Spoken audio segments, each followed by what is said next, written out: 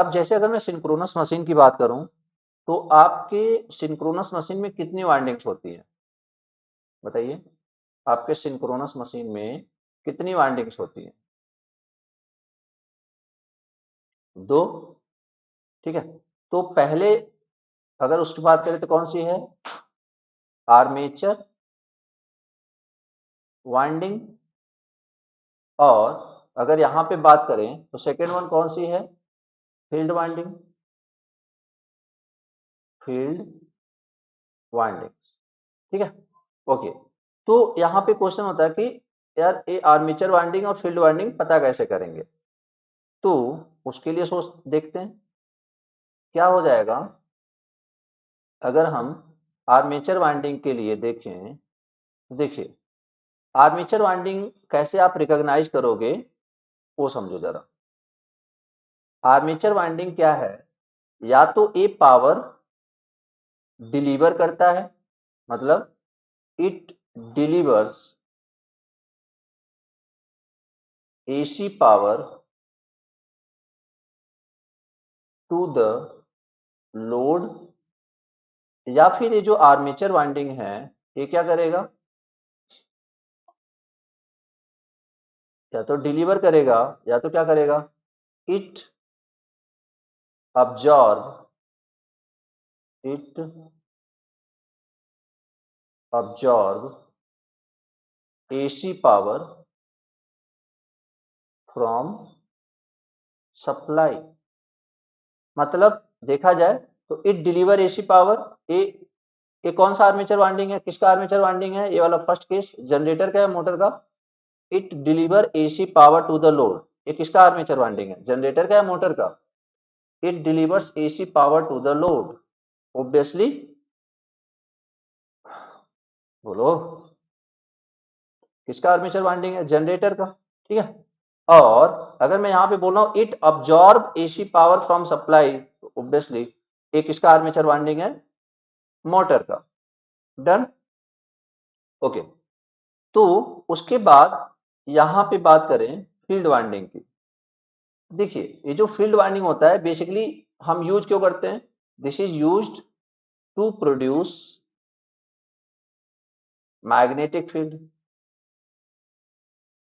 Magnetic field. ठीक है। अब अगर इसके बारे में बात करें कि मैग्नेटिक फील्ड वाइंडिंग जो होती है, ये जो फील्ड वाइंडिंग होती है, इसमें हम हमेशा कौन सा सप्लाई देते हैं? तो इट इज ऑलवेज, बोलो, इट इज ऑलवेज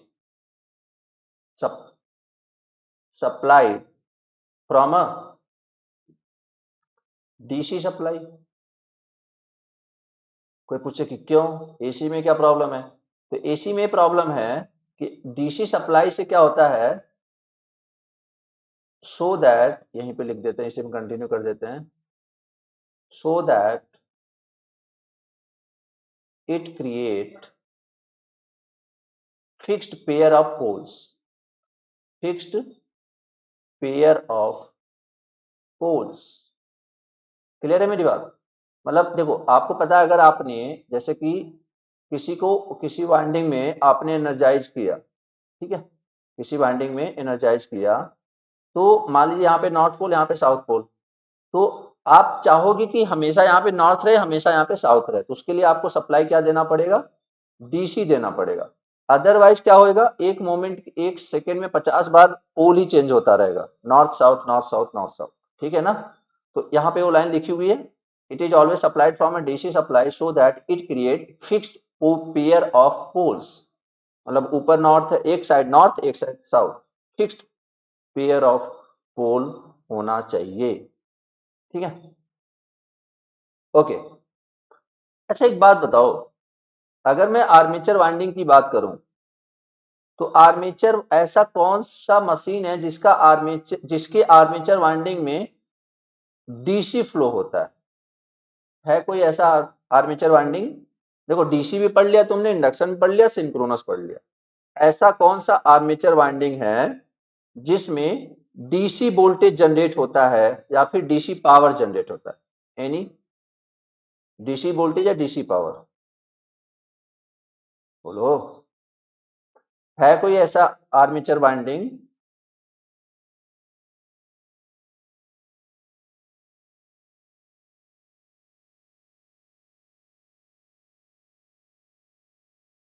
तो armature of any machine, armature of any machine having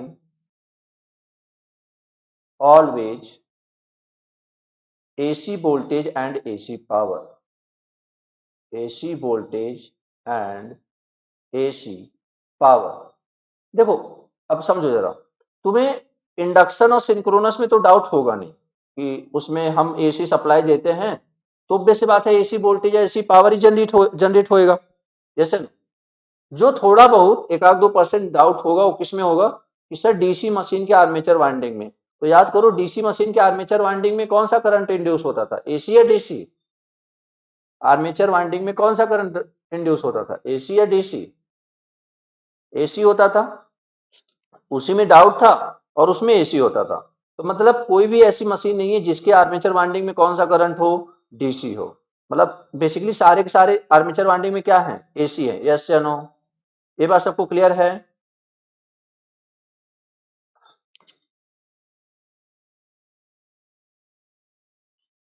कोई डाउट इस पेज पे?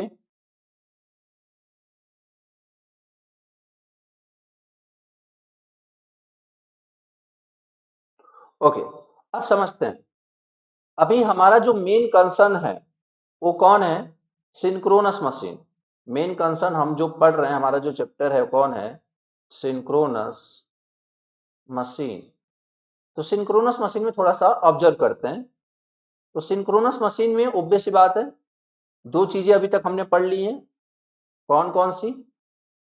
एक आपका स्टेटर और एक आपका रोटर, स्टेटर और रोटर। ठीक है। अब ये जो स्टेटर है, ये जो आपका स्टेटर है, स्टेटर पे आपके कौन सी वाइंडिंग लगाते हो सिंक्रोनस मशीन में, जल्दी बोलिए। आर्मेचर या फील्ड? स्टेटर पे आप कौन सी वाइंडिंग लगाते हो, आर्मेचर,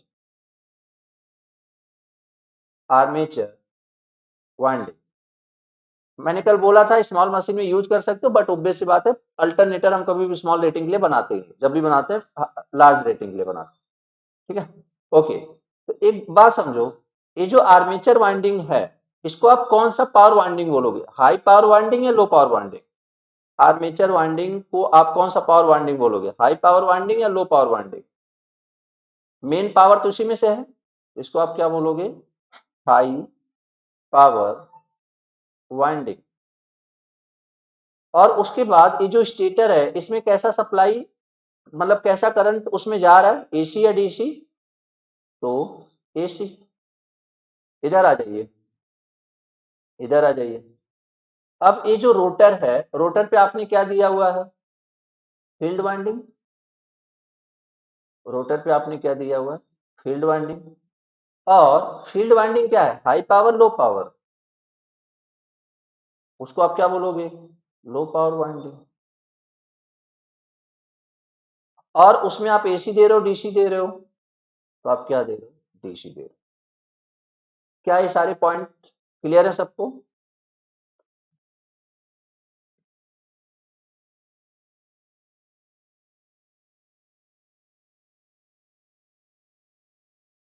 अब यहाँ पे एक नोट पॉइंट लिखते हैं, एक नोट पॉइंट। नोट पॉइंट क्या रहेगा, अगले पेज पे ले लेते हैं।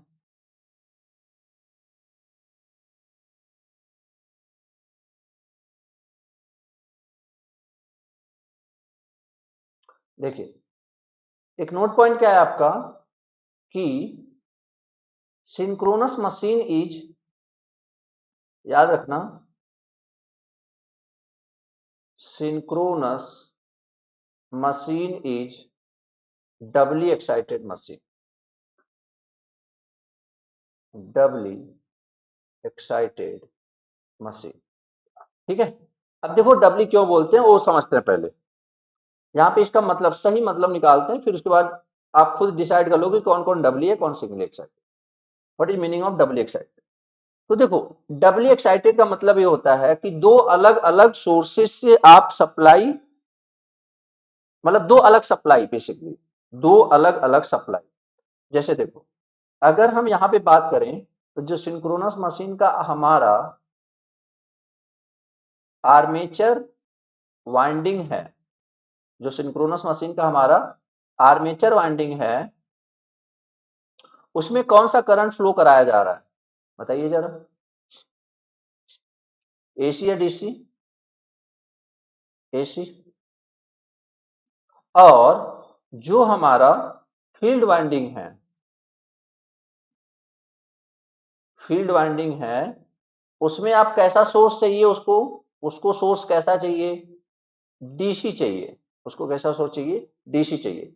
तो अब बताइए, दो अलग अलग टाइप के सोर्स, या फिर या ऐसे बोल सकते हैं कि दो अलग अलग सोर्स हमें चाहिए बेसिकली, एक एसी एक डीसी। यस या नो? तो इसलिए इसको क्या बोलते हैं? डबली एक्साइटेड मशीन। क्या ये पॉइंट सबको क्लियर है? क्योंकि या तो एसी आप दे रहे हो या तो ले रहे हो। एक एसी हो गया जो आर्मेचर वाइंडिंग बेसिकली या तो ले रहा है या तो दे रहा है। दे भी कहां से रहा है? जनरेट कर रहा है ना, तभी तो दे रहा है। और दूसरा आपका फील्ड वाइंडिंग। तो बेसिकली इसलिए इसको बोलते हैं डबली एक्साइटेड मशीन। प्रॉब्लम किसी को?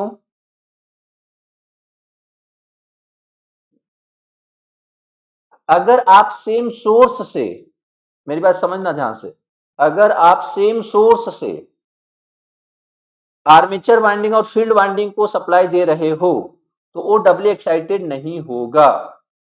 जैसे self excited DC machine, self excited DC machine में आप एक सप्लाई फील्ड वाइंडिंग को दे रहे थे और एक सप्लाई आर्मेचर वाइंडिंग को।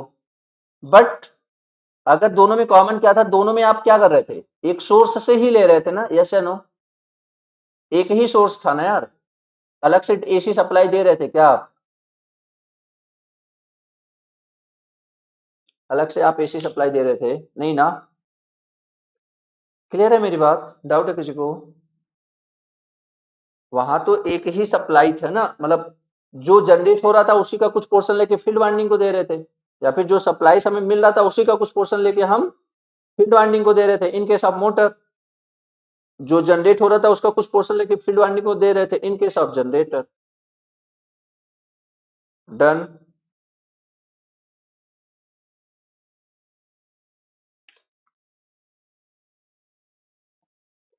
अब अगला क्वेश्चन ये हमारे दिमाग में आता है कि सर, सब तो ठीक है, आर्मेचर वाइंडिंग हम स्टेटर पर क्यों रखें?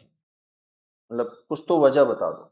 ठीक है, तो उस पे बात करते हैं कि हमने यहाँ पे तुमसे बोल दिया था ना कि हम आर्मेचर वाइंडिंग कहाँ पे रख रहे हैं? स्टेटर पे। तो क्यों, इसकी वजह देखते हैं। ठीक है, एग्जाम में पूछा जाता है। तो what is the topic? Advantage of keeping armature winding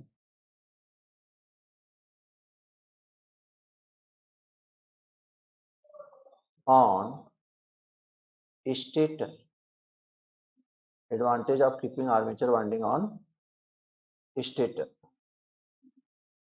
ठीक है, ओके।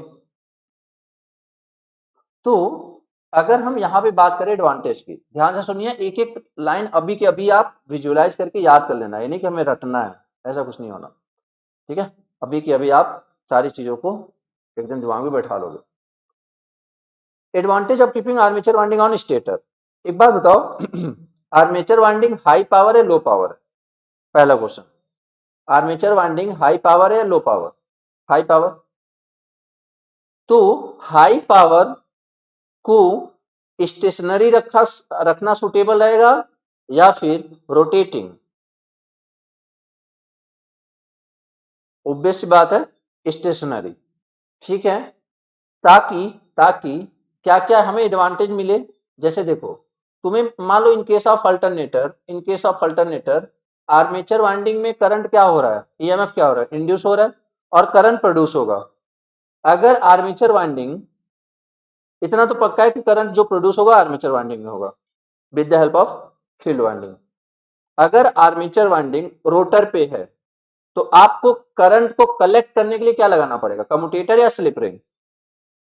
अगर आर्मेचर वाइंडिंग रोटर पर है तो उस करंट को कलेक्ट करने के लिए क्या लगाना पड़ेगा, कम्यूटेटर या स्लिप रिंग? सिंक्रोनस मशीन में बात हो रही है, सिंक्रोनस मशीन में स्लिप रिंग।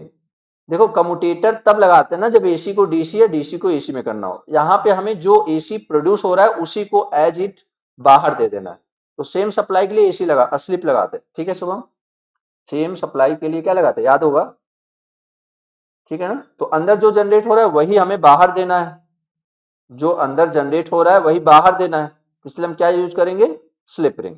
तो कहने का मतलब अगर आपका जो रोटेटिंग पार्ट है, जो मेन पावर वाइंडिंग है, अगर वो स्टेशनरी है तो ऑब्वियस सी बात है जो करंट कलेक्शन होगा, करंट कलेक्शन वो क्या हो जाएगा, इजी या टफ? तुम ही बताओ, करंट कलेक्शन क्या हो जाएगा, इजी हो जाएगा? करंट कलेक्शन क्या हो जाएगा, इजी हो जाएगा, ऑब्वियस सी बात है, ठीक है? ओके, हमें पता है जहां पे हाई पावर है, हाई पावर, वहां पे ऑब्वियस सी बात है हमें इंसुलेशन भी प्रोवाइड करना पड़ेगा। तो अब एक बात ऐसे समझो कि अगर मैं पूछूं चलो हाई वोल्टेज किसका होगा, आर्मेचर वाइंडिंग का या फील्ड वाइंडिंग का, high voltage, high voltage armature winding का। तो insulation is directly proportional to, insulation is directly proportional to voltage, जितना ज्यादा वोल्टेज उतना ज्यादा इंसुलेशन देना होता है। तो अब एक बात समझिए, जितना ज्यादा वोल्टेज उतना ज्यादा इंसुलेशन, इसका मतलब क्या है कि आपको क्या करना पड़ेगा, अब आपको पता है कि ज्यादा वोल्टेज कहाँ पे है, आर्मेचर वाइंडिंग पे, तो इसका मतलब हमें इंसुलेशन प्रोवाइड करना पड़ेगा आर्मेचर वाइंडिंग पे। अब बताइए इंसुलेशन कहाँ पे प्रोवाइड करना ज्यादा इजी है, रोटेटिंग पार्ट पे या स्टेशनरी पार्ट पे? ऑब्वियस सी बात है, ठीक है? तो better insulation for high voltage, better insulation for high voltage, ठीक है? ओके, नेक्स्ट चलते हैं। अब देखिए नेक्स्ट आपका पॉइंट क्या है, अगर आप आर्मेचर वाइंडिंग रोटर पे रखते हो तब ज्यादा लीकेज होएगा, या फिर अगर आप आर्मेचर वाइंडिंग स्टेटर पे रखते हो तब ज्यादा लीकेज होएगा? लीकेज मतलब फ्लक्स बेसिकली दोनों से लिंक नहीं होगा, फ्लक्स प्रोड्यूस होगा नो डाउट, फ्लक्स तो प्रोड्यूस होगा बट लिंक नहीं होगा, वो यूजलेस जाएगा। समझो मेरी बात, आपको कौन सा किससे लिंक करवाना है, रोटेटिंग मतलब मैग्नेटिक फील्ड को किससे लिंक कराना है, आर्मेचर वाइंडिंग से, यस या no? Magnetic rotating magnetic field को किससे लिंक कराना है, आर्मेचर वाइंडिंग से। अब जिस कंडक्टर से किसी फ्लक्स को लिंक कराना है वो कब ज्यादा लिंक होएगा, जब वो कंडक्टर क्या रहेगा, स्टेशनरी रहेगा, यस या नो? यार अगर वो खुद रोटेट कर रहा होगा तो उसका जो लिंकिंग होगा उतना अच्छा नहीं होगा, तो ऑब्वियस बात है अगर लिंकिंग नहीं अच्छा हुआ तो लीकेज ज्यादा होगा। क्लियर है मेरी बात? तो इसका मतलब क्या है, अगर मैं आर्मेचर वाइंडिंग स्टेटर पे रखता हूं तो लीकेज विल बी हाई और लो, लो। तो इसका मतलब इसके और क्या फायदे हैं, रिड्यूस्ड आर्मेचर लीकेज रिएक्टेंस। ये पॉइंट सबको क्लियर है कि नहीं यार? Reduce armature leakage reactance, simple सी बात है यार, रोटेटिंग जब वो रोटेट कर रहा होगा तो उतना फिर लीकेज ज्यादा होएगा, ठीक है? फिर लीकेज ज्यादा होएगा।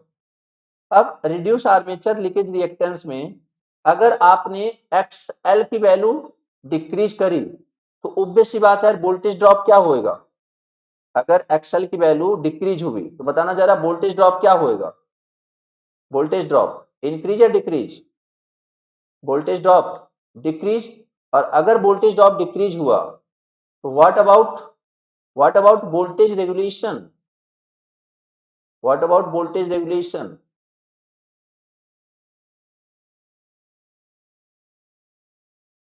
अब देखो वोल्टेज रेगुलेशन के टर्म में ना हम ऐसे इंक्रीज डिक्रीज में बात नहीं करते, हम ये बात करते हैं कि इम्प्रूव हुआ या नहीं हुआ। तो आप बताओ बेटर वोल्टेज रेगुलेशन इम्प्रूव होगा या नहीं अगर वोल्टेज ड्रॉप कम हो रहा है तो। ठीक है, तो इसका मतलब क्या होएगा कि इसकी वजह से वोल्टेज रेगुलेशन इंप्रूव होएगा। और याद रखना वोल्टेज रेगुलेशन का इंप्रूव होना ये भी नहीं है कि पॉजिटिव में बहुत ज्यादा चला जाए, ये भी नहीं निगेटिव, मतलब वोल्टेज रेगुलेशन का इंप्रूव होना मतलब नियर टू द मतलब ट्रू वैल्यू, समझ रहे हो नहीं। मतलब जैसे 100 वोल्ट है, 100 वोल्ट पहुंचना चाहिए, अगर 99 पहुंच रहा है तो मतलब वोल्टेज रेगुलेशन अच्छा है। अगर 100 पहुंचना चाहिए 90 पहुंच रहा है तो मतलब वोल्टेज रेगुलेशन अच्छा नहीं है। ये बात तो सबको क्लियर है।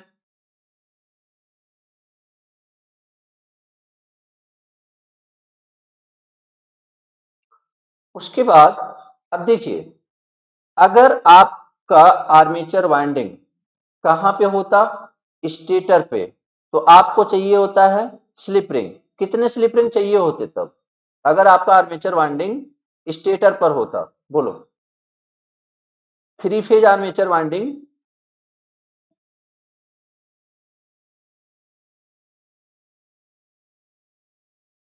6 क्यों, 3 ना। यार लेना ही तो है, लेना ही तो है। अगर आपका आर्मेचर वाइंडिंग देखो या तो स्टार कनेक्टेड होगा या तो डेल्टा कनेक्टेड होगा, तो मतलब 3 टर्मिनल हमें मिलेंगे अंदर से। 6 टर्मिनल कहाँ से मिलेंगे यार, देना थोड़ी ना हमने, वो तो तब ना जब दे भी रहे हो ले भी रहे हो। ठीक है, ओके। तो कहने का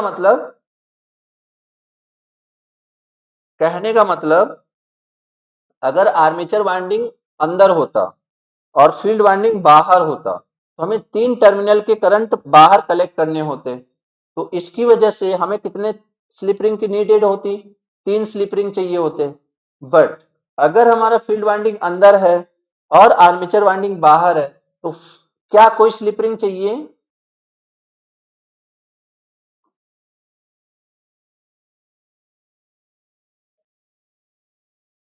हाँ चाहिए। कितनी चाहिए, 2 चाहिए। किसके लिए चाहिए, डीसी फील्ड के, जो डीसी फील्ड है, डीसी सप्लाई तो देना है ना रोटर में, और रोटर क्या कर रहा है, रोटेट कर रहा है।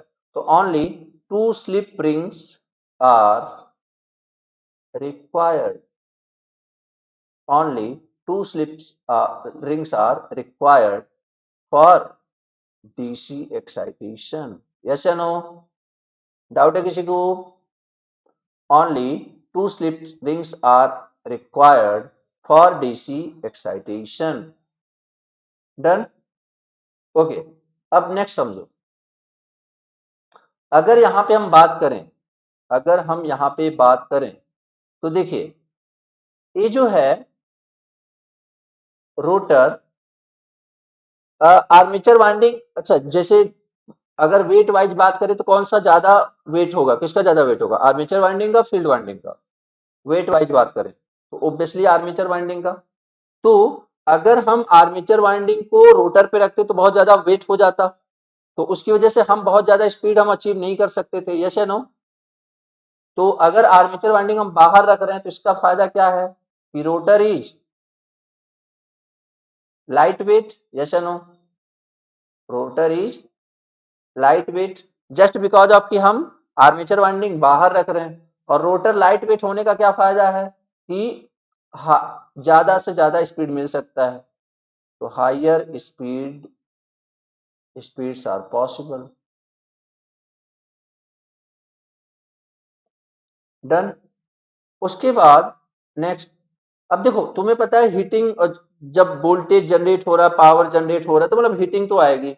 अब हीटिंग को कूल करने के लिए हम कूलिंग मेथड्स लगाएंगे। अब कूलिंग, ऑब्वियस सी बात है यार, रोटेटिंग पार्ट को कूल करना is a tough task, yes no. तो अगर स्टेशनरी है तो उसे हम तो इजिली कूल कर सकते हैं, ठंडा कर सकते हैं ना। तो stationary armature can be cooled easily.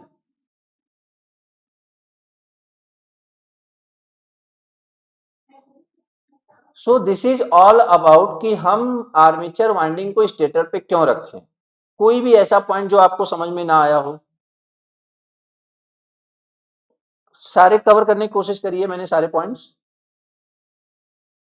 अभी भी कोई दिमाग में है आपके तो बता दीजिए। क्लियर है सारे पॉइंट्स?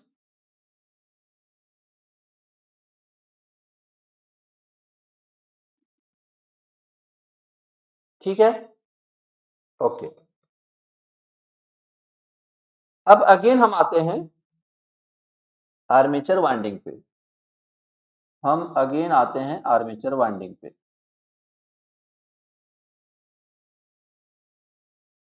अब यहां से मेन ये तो चलो चीजें आपने ज्यादातर पढ़ी हुई होती हैं, ठीक है। तो आर्मेचर वाइंडिंग्स, अब देखो ये जो आर्मेचर वाइंडिंग है ना, इसको दो पार्ट में क्लासिफाई किया गया है। कौन कौन? देखो वाइंडिंग को हमने दो पार्ट में क्लासिफाई किया, उससे लेके अभी तक डील कर रहे थे। अब हम आर्मेचर वाइंडिंग को दो पार्ट में डील कर रहे हैं। कौन कौन? एक होता है कंसंट्रेटेड वाइंडिंग,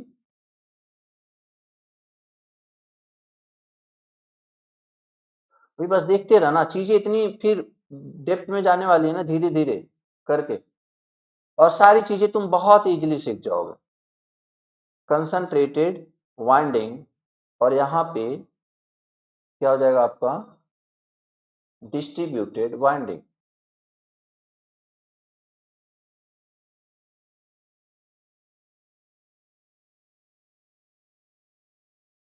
यहां पे क्या हो जाएगा डिस्ट्रीब्यूटेड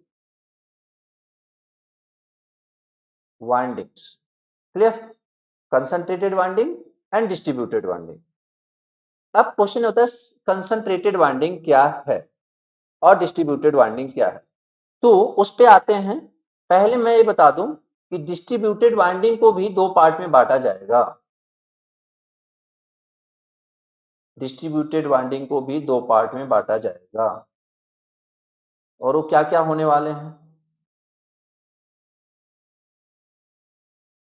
एक आपका होगा फुल पिच्ड,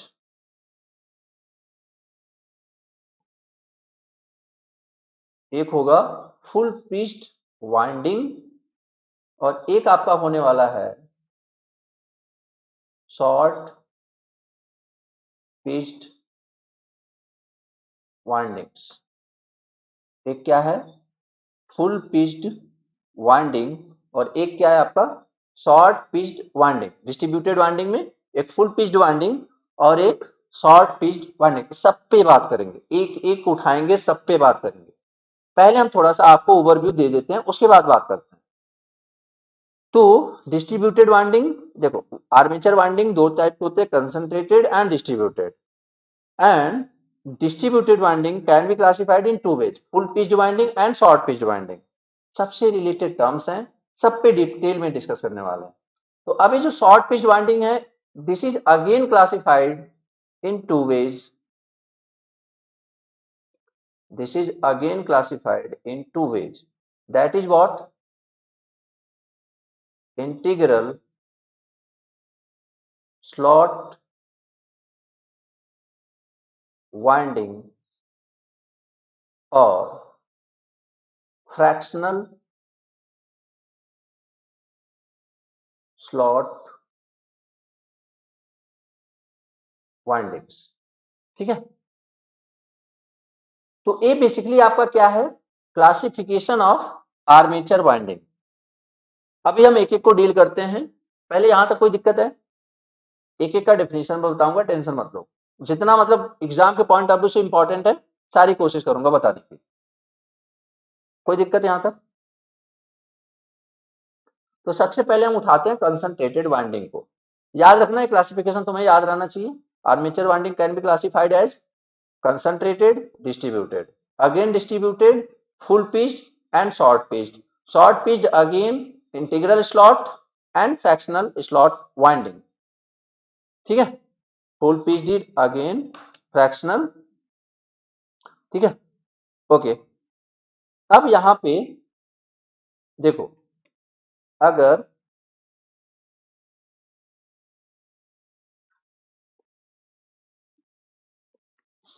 यहां पे एक एक की बात करते हैं, तो सबसे पहले कंसंट्रेटेड वाइंडिंग।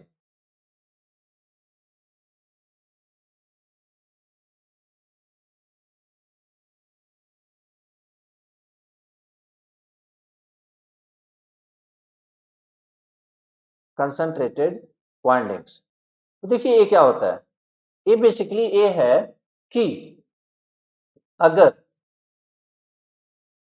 एक स्लॉट्स एक पोल पे, मतलब अगर स्लॉट्स इक्वल टू, मतलब जितने स्लॉट्स हैं, अगर slots is equal to number of, या फिर number of slots equal to number of poles, number of slots is equal to number of poles.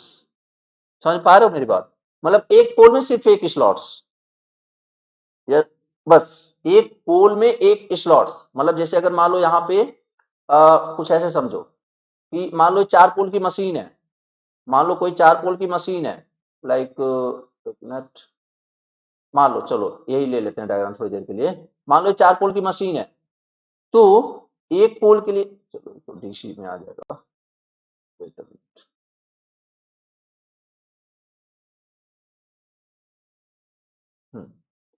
अब देखो, एक तो तुम्हें बेसिकली ढेर सारे दिख रहे हैं ना स्लॉट्स, मैं बोल रहा हूं एक पोल है तो एक स्लॉट्स यहां होएगा, एक स्लॉट यहां होएगा। और अगर सपोज 4 पोल है, अगर सपोज 4 पोल है, तो एक स्लॉट यहाँ पे और एक स्लॉट यहाँ पे।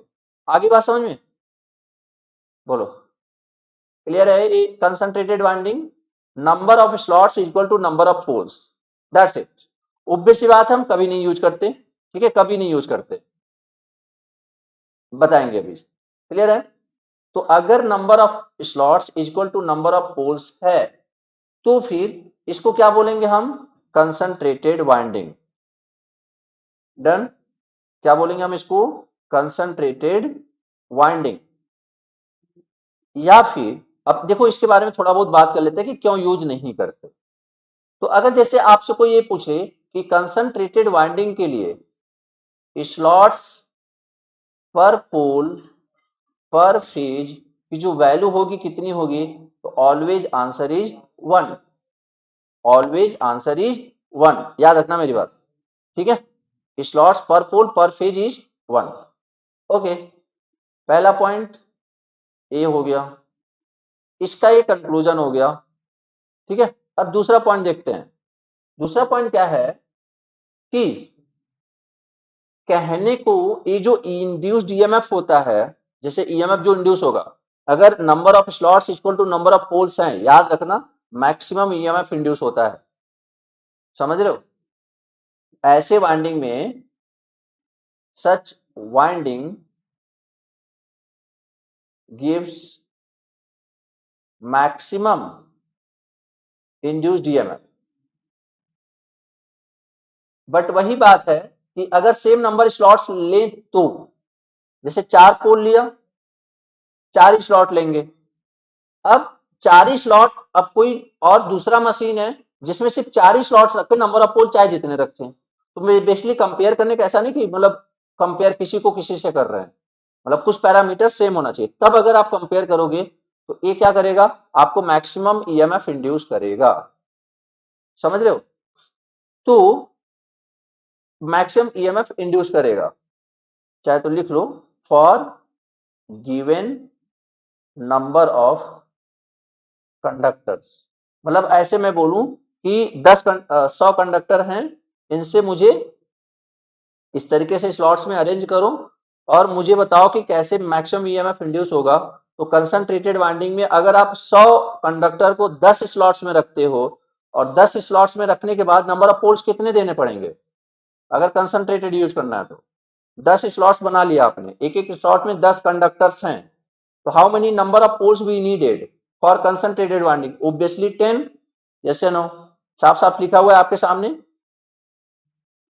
तो यार, तो तब जाके मैक्सिमम ईएमएफ इंड्यूस करेगा। क्लियर है? बट इसका स्टिल ड्रॉबैक है। चलो वो कंडीशन हम फुलफिल कर भी देते हैं, चलो कंडीशन हम फुलफिल कर भी देते हैं, तो याद रखना इसके बावजूद जो ईएमएफ इसमें इंड्यूस होता है, जो ईएमएफ इंड्यूस होता है या फिर इंड्यूस्ड ईएमएफ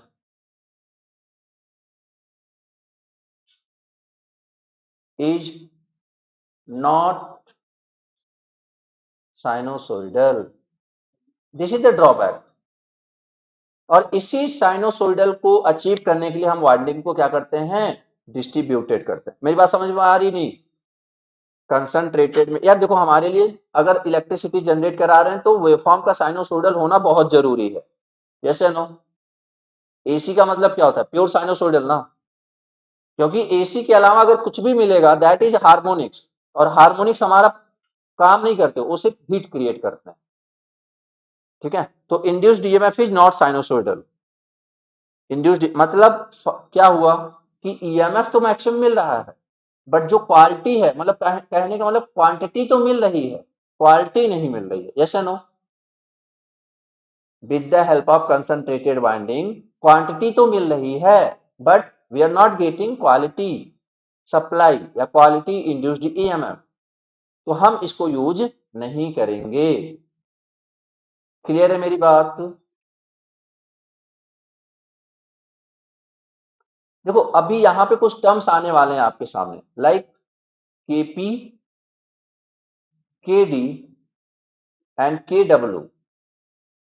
ठीक है, एक्चुअली केडब्ल्यू क्या है, केडब्ल्यू इज केपी इंटू केडी। देखो केपी क्या है, actually KP is short pitch factor. अभी अभी थोड़ी देर के लिए आप ये समझो कि, थोड़ी देर के लिए अभी मैं सबको डिटेल में समझाता हूं। कंसंट्रेटेड वाइंडिंग के लिए केपी की वैल्यू होती है 1, केडी की वैल्यू होती है 1, तो केपी और केडी की वैल्यू कितनी हो जाएगी, 1। थोड़ी देर के लिए अभी सारी चीजें तुम्हें क्लियर हो जाएंगी। केपी की वैल्यू 1, केडी की वैल्यू 1, तो केपी केडब्ल्यू की value K P into K D that is also equal to 1। This is for which type of winding, for which type of winding, concentrated. किसके लिए, कंसंट्रेटेड। तो देखिए आपने इंड्यूस्ड ईएमएफ का जो फॉर्मूला पढ़ा हुआ है, मतलब E R M S, that is what, 4.44 F into N into 5। ये आपने ट्रांसफॉर्मर में पढ़ा था, यस या नो? ये आपने ट्रांसफॉर्मर में पढ़ा था।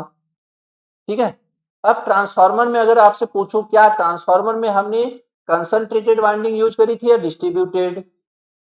ट्रांसफॉर्मर में हमने कंसंट्रेटेड वाइंडिंग यूज करी थी, डिस्ट्रीब्यूटेड? तो answer is concentrated winding. Yes या नो? Concentrated winding.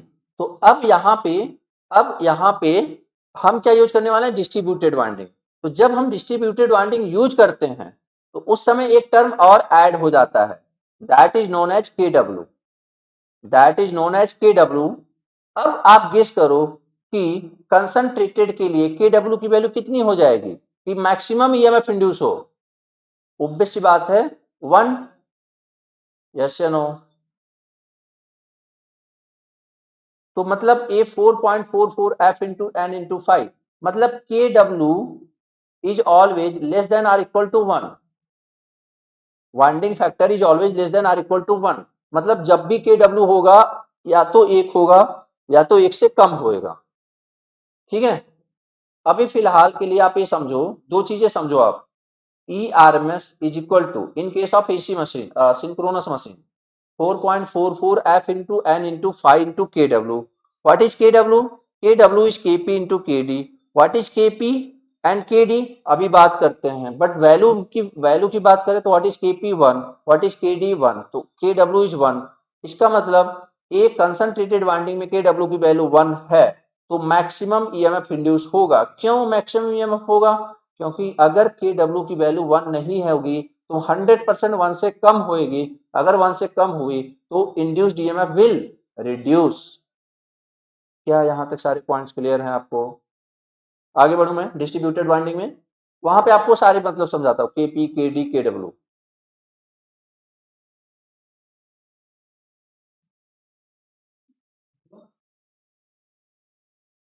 ठीक है, ओके। अब समझना जरा। अब हम यहाँ पे आते हैं किसमें, डिस्ट्रीब्यूटेड वार्निंग। मतलब तुम्हें इतना तो समझ में आ गया होगा कि केपी, केडी, केडब्ल्यू का काम कंसंट्रेटेड वार्निंग में तो नहीं है, यस या नो? क्योंकि सारे क्या हो जा रहे हैं, वन। मतलब वो कोई इंपैक्ट नहीं डाल पा रहे ना बेसिकली। केपी, केडी, केडब्ल्यू का कोई इंपैक्ट पड़ रहा है क्या कंसंट्रेटेड वाइंडिंग के इंड्यूस्ड ईएमएफ पे? Answer is no. ठीक है, तो आगे देखते हैं। तो अगला जो है आपका क्या है, distributed windings. Distributed windings, done, okay. अभी जो डिस्ट्रीब्यूटेड वाइंडिंग है, ये जो आपकी डिस्ट्रीब्यूटेड वाइंडिंग है, इसका क्या मतलब है? पहले तो डिफिनीशन समझ लेते हैं कि इफ द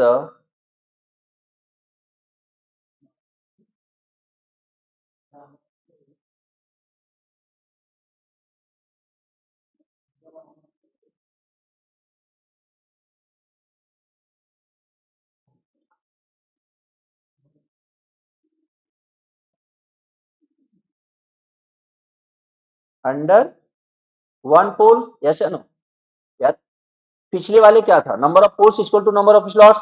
इसमें एक पोल के अंदर अगर एक से ज्यादा स्लॉट्स रख रहे हैं तो वो क्या हो जाएगा, डिस्ट्रीब्यूटेड वाइंडिंग। बहुत ही सिंपल लैंग्वेज में समझाने की कोशिश कर रहा हूँ, क्लियर है सबको? डिस्ट्रीब्यूटेड वाइंडिंग मतलब एक पोल के अंडर में चार पांच स्लॉट्स ले लो, और सारे ईच पोल के अंडर में उतने ही स्लॉट्स आने चाहिए, that is known as distributed. Clear है मेरी बात? So this kind of windings are known as distributed windings. Clear है? जैसे नो यार।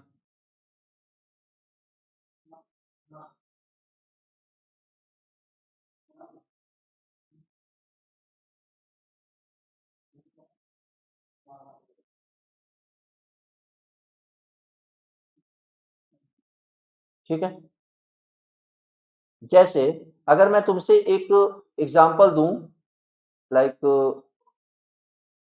यही एग्जांपल ले लेता हूं मैं, कहाँ गया?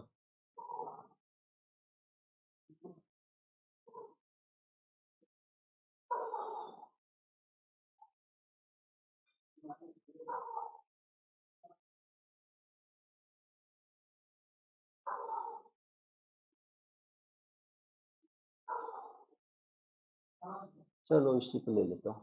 अब जैसे अगर मैं तुमसे इसमें पूछूं, एक पोल के अंदर कितने स्लॉट्स रखे गए तो आप क्या बताओगे? एक पोल के अंदर में कितने स्लॉट्स हैं? पहले बताओ, डिस्ट्रीब्यूटेड है कंसंट्रेटेड है? पहले तो मुझे बता दो, दिस इज डिस्ट्रीब्यूटेड और कंसंट्रेटेड? पहले तो ये बताओ, this kind of slot is distributed concentrated? Distributed.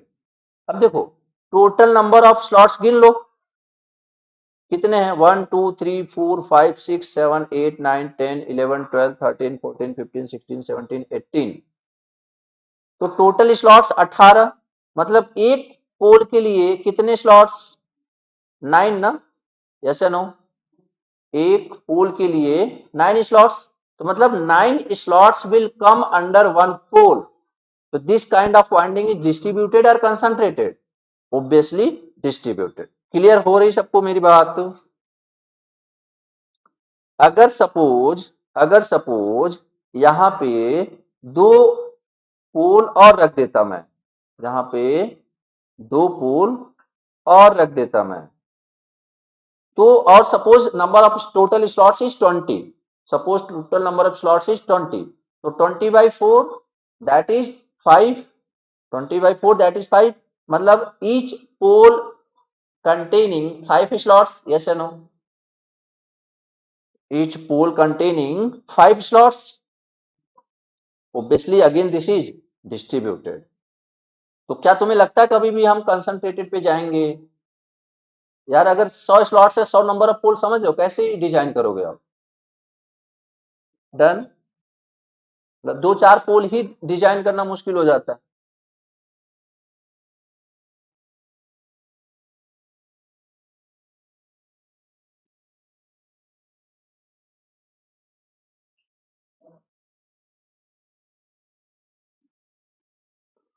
Okay, so this winding is known as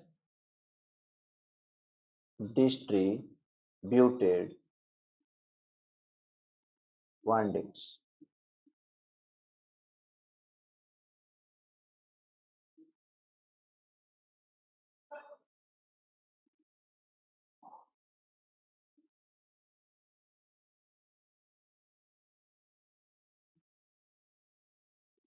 done. Okay, अभी जो डिस्ट्रीब्यूटेड वाइंडिंग है, इसको भी अपन दो पार्ट में क्लासिफाई, ध्यान से सुनो, इसको भी दो पार्ट में हम क्लासिफाई करने वाले हैं। क्या क्या? एक होएगा आपका फुल पिच्ड,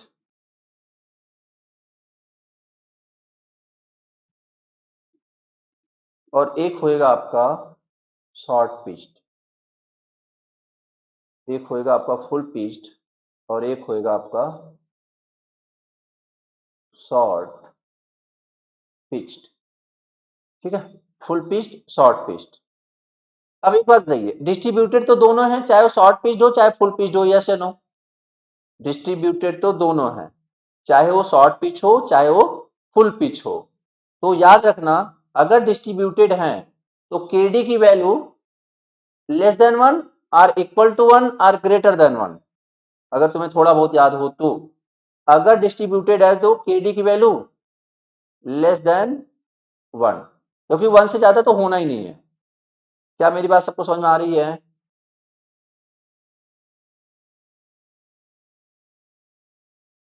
देखो, पहले मैं बता देता हूं what is KD. KD is distribution factor.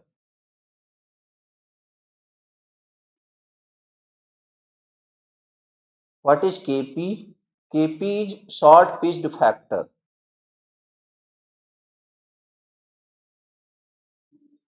What is Kw? Kw is winding factor.